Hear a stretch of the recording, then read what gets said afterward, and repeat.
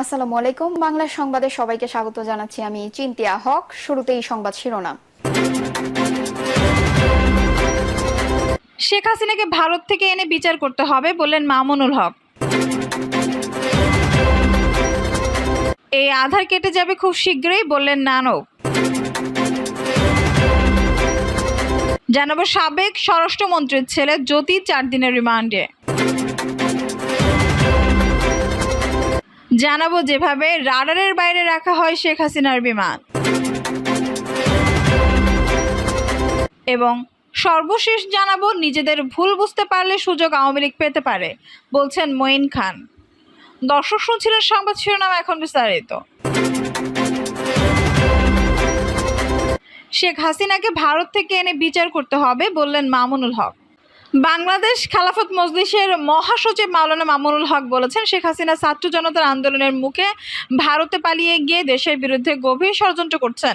হাজার হাজার মানুষ হত্যার দায়ে শেখ হাসিনাকে ধরে এনে বিচারের কাঠগড়ায় দাঁড় করাতে হবে। তাই দেশবাসীকে ঐক্যবদ্ধ থেকে তার যে কোনো ষড়যন্ত্র রুখে দিতে হবে, তাকে দেশে ফিরিয়ে এনে বিচার করতে হবে। মাওলানা মামুনুল হক বলেন, হাসিনা রাজনীতি করেছে তার পিতার হত্যার বিচার করতে। বিচারের নামে নিরীহ জনগণকে ফাঁসানো হয়েছে। হাসিনা দেশ থেকে লাখ কোটি টাকা পাচার করেছে, সে টাকা ফিরিয়ে আনতে হবে। হাসিনার মতো আওয়ামী লীগের নেতাদেরও বিচার করতে হবে। তিনি আরো বলেন, সীমান্তে নিরীহ মানুষকে হত্যার বিচার করতে হবে। নতুন স্বাধীনতা ধরে রাখতে সবাইকে ঐক্যবদ্ধ থাকতে হবে। গণসমাবেশে মামুনুল হক বলেন, শেখ হাসিনা মানসিক বিকারগ্রস্ত। আওয়ামী লীগ নেতাদের বিচার হওয়া প্রয়োজন এই কারণে যে একজন মানসিক রোগীকে এত বছর তাদের কাঁধের উপর রেখে দিয়েছিল। মেগা প্রকল্পের নামে মেগা দুর্নীতি করেছে পতিত প্রধানমন্ত্রী শেখ হাসিনা। তিনি বলেন, দেশ রক্ষায় বিএনপি, জামায়াত, হেফাজত সহ সব ইসলামী দলগুলোকে ঐক্যবদ্ধ হতে হবে।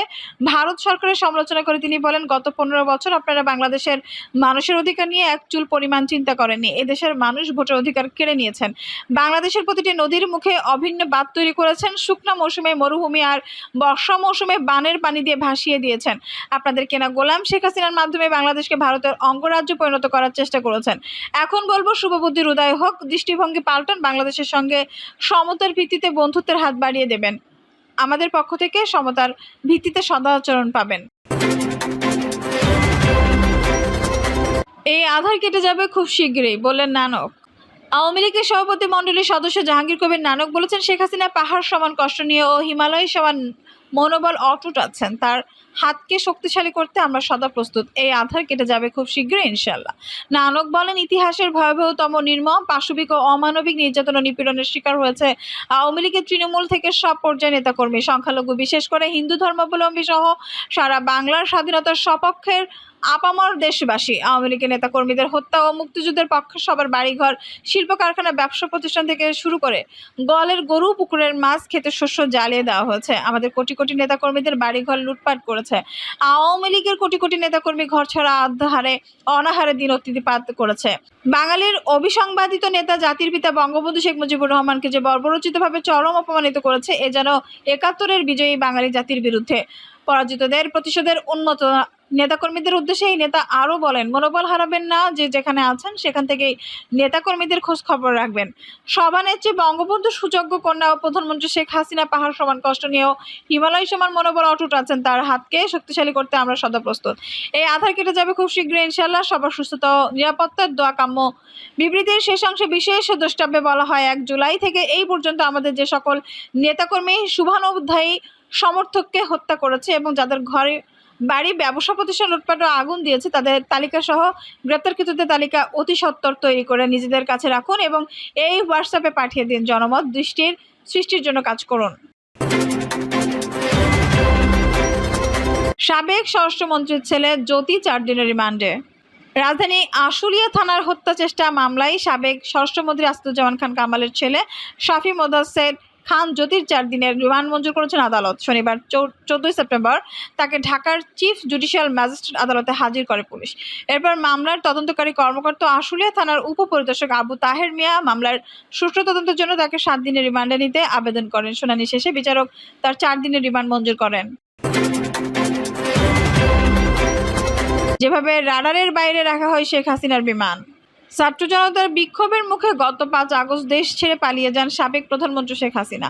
ওই দিন ঢাকা থেকে পালিয়ে ভারতের দিল্লিতে যান তিনি। তাকে ভারতে পৌঁছে দেয় বাংলাদেশ বিমান বাহিনী একটি বিমান।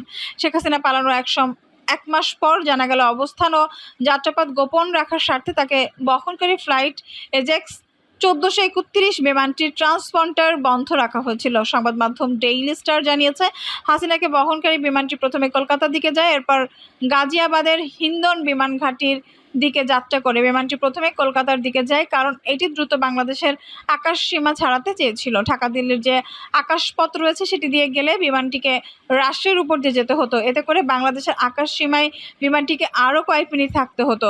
ডেইলি স্টারের প্রতিবেদনে আরও বলা হয়েছে, শেখ হাসিনা সরকারি বাসভবনে বিক্ষোভকারীরা ঢুকে যাওয়ার মাত্র 30 মিনিট আগে বিমানটি একটি প্রশিক্ষণ ফ্লাইট হিসেবে উড্ডয়ন করে। ওই সময় এটির ট্রান্সপন্ডার বন্ধ করে দেওয়া হয়। ট্রান্সপন্ডারের মাধ্যমে বিমানের অবস্থান, গন্তব্য, উচ্চতা ও গতি, স্বয়ংক্রিয় জিওলোকেটের তথ্য পাওয়া যায়। বিমানটি যখন পশ্চিমবঙ্গের কাছাকাছি পৌঁছে তখন এটির ট্রান্সপন্ডারটি চালু করা হয়। অপরদিকে বিমানটির জিওলোকেটের চালু করা হয় ঢাকা কলকাতা রুটের বিএমকে ওয়ে পয়েন্ট পৌঁছানোর পর ভারতীয় কর্তৃপক্ষ বিমানটির কোড নাম্বার দেয় 1431। এয়ার ট্রাফিক কন্ট্রোল থেকে প্রতিটি বিমানকে 4 সংখ্যার এমন আলাদা একটি কোড দেওয়া হয়। এই কোডটি হাসিনাকে বহনকারী বিমানের ট্রান্সপন্ডার ম্যানুয়ালি যুক্ত করেন ক্রুরা। যদিও বিমানটি সেকেন্ডারি রাডারে দৃশ্যমান ছিল না, কিন্তু পাইলটরা শাহজালাল আন্তর্জাতিক বিমানবন্দর এবং কলকাতার অঞ্চলের এয়ার ট্রাফিক কন্ট্রোলের সঙ্গে সার্বক্ষণিক যোগাযোগ রাখছিলেন। প্রতিবেদনটির আরও বলা হয়েছে, বিমানটিকে 24,000 ফুট উচ্চতায় যাওয়ার অনুমতি দেওয়া হয়। উড্ডয়নের পর শাহজালাল বিমানবন্দরের ট্রাফিক কন্ট্রোলার হাসিনাকে বহনকারী বিমানের পাইলটকে একটি সতর্কতা বার্তাও পাঠান। এতে বলা হয়, একটি বিমান ঢাকার দিকে আসছে এবং এটি তাদের ঠিক উপরে আছে। বিমানটি 26,000 ফুট নিচে নেমে আসছে। ভারতীয় সংবাদ মাধ্যম ইন্ডিয়া টুডের তথ্য অনুযায়ী হাসিনা বিমানটি বাংলাদেশ সীমান্ত অতিক্রম করার পরই ইন্ডিয়া টুডে আরও জানায়, হাসিনার বিমান ভারত সীমান্ত থেকে 10 কিলোমিটার দূরে থাকা অবস্থায় এটিকে অনুসরণ করা শুরু করে। ভারতীয় কর্তৃপক্ষ সূত্র জানিয়েছে, শেখ হাসিনা তার বোন শেখ রেহেনা এবং তাদের সাথে থাকা নিরাপত্তা বাহিনীর কোনো সদস্য ইমিগ্রেশন করেননি। হাসিনার কাছে ওই সময় কূটনৈতিক পাসপোর্ট এবং রেহেনার কাছে ব্রিটিশ পাসপোর্ট ছিল। ভারতীয় সংবাদ মাধ্যমের তথ্য অনুযায়ী বাংলাদেশ সময় সন্ধ্যা 6টা 15 হাসিনাকে বহনকারী বিমানটি হিন্দন ঘাঁটিতে অবতরণ করে, যা রাজধানী দিল্লি থেকে 30 কিলোমিটার দূরে অবস্থিত। বিমানটি হিন্দুর ঘাঁটিতে পৌঁছানোর পর হাসিনাকে উত্তরপ্রদেশের একটি নিরাপদ বাড়িতে নিয়ে যাওয়া হয়।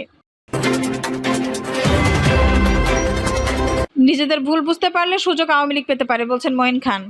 বিএনপিসি কমিটির সদস্য সাবেক মন্ত্রী ডক্টর আব্দুল মঈন খান বলেছেন, অন্তর্বর্তীকালীন সরকারকে গুরুত্বপূর্ণ বিষয়গুলো সংস্কারের যৌক্তিক সময় দেওয়া হবে। পাশাপাশি অন্তর থেকে নিজেদের ভুল বুঝতে পারলে এই সুযোগ পেতে পারে সদ্য ক্ষমতা হারানো আওয়ামী লীগ। মঈন খান বলেন, ছাত্র জনতার অভ্যুত্থানের মাধ্যমে অর্জিত এই স্বাধীনতা অর্জনকারীরা বর্তমান সরকারকে দায়িত্ব নিয়োজিত করেন। জনগণের ভোট নির্বাচিত একটি সরকারের কাছে দায়িত্ব হস্তান্তরের সময় পর্যন্ত ধৈর্য ধারণ করতে সবার প্রতি আহ্বান জানান তিনি। মঈন খান বলেন, স্বৈরাচারী সরকার 15 বছর ধরে স্বাধীনতার উপর নির্যাতনের পাশাপাশি মানুষের মুখের ভাষা এবং ভোটাধিকার কেড়ে নিয়েছিল। দেশের মানুষ সেটি ফিরিয়ে এনেছে। দর্শক, এই ছিল এখনকার সর্বশেষ সংবাদ। নিউজটি ভালো লাগলে অবশ্যই একটা লাইক দিন, কমেন্টে আপনার মূল্যবান মতামত জানান। সবসময় আমাদের পাশে থাকতে সাবস্ক্রাইব করে বেল বাটনটি অন করে রাখুন। ধন্যবাদ।